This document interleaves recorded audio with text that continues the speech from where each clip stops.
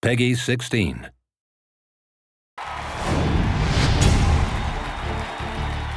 What's up, guys? Nevin Dravinsky, producer on UFC Undisputed 2010, coming to you from the famed Black House Gym, once again in an undisclosed location somewhere in Los Angeles, California.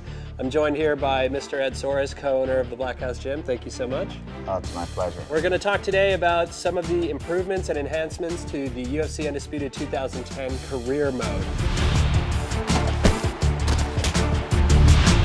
I think what you'll find is a much more immersive experience, much more representative of what real fighters go through. We have weigh-ins, a lot more interviews. We also have this concept of starting rivalries, and you get to kind of pick a fighter voice, and throughout the interviews you can decide what kind of response you're going to give about your opponent, about your sponsors. I mean, Ed, you've been a manager for a long time. You've kind of gone through this. I never really get any sort of antagonistic feelings from your guys. Is it just absolute confidence that these guys have? Definitely is confidence, but I just think that all of our guys are really good guys, and they're, you know, all of the guys I manage, I tell people all the time, it's more like a family. It's more a group of guys that there's no one that I manage that I wouldn't let stay at my house.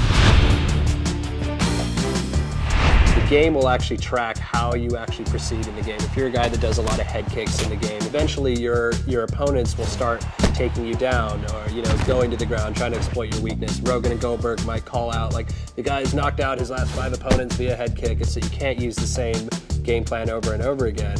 And with your guys, what's the thought process that goes on there? You know, all the guys like to watch a lot of the fights. Some guys like to watch it less than others, but most of the time all the coaches are always paying attention a lot to their previous fights. Every fight is different. A perfect example would be the last fight against, you know, Cain Velasquez against Rodrigo. You know, we really thought, even though he was knocking people out, he was really using his wrestling. So we thought that he was going to come in, and Rodrigo really believed that he was going to take him down. And, you know, he came in with the wrong strategy, and obviously Cain came in with the right strategy and won the fight.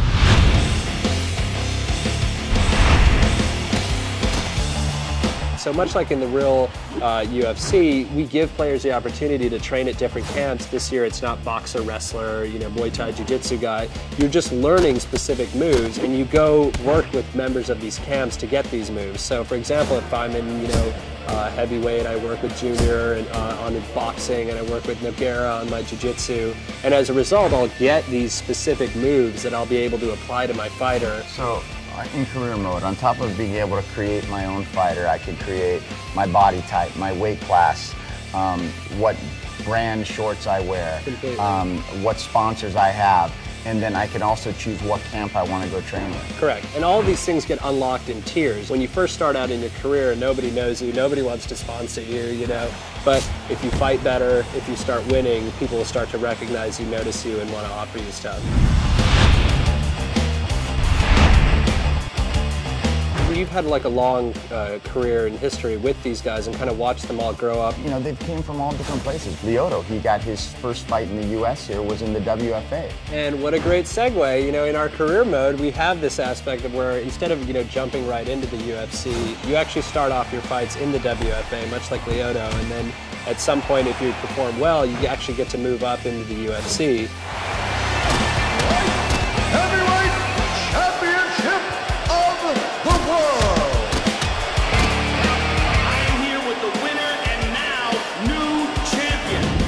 I think they got a little taste of some of the features in the career mode for UFC Undisputed 2010. I think so. For the full interview, go to community.ufcundisputed.com.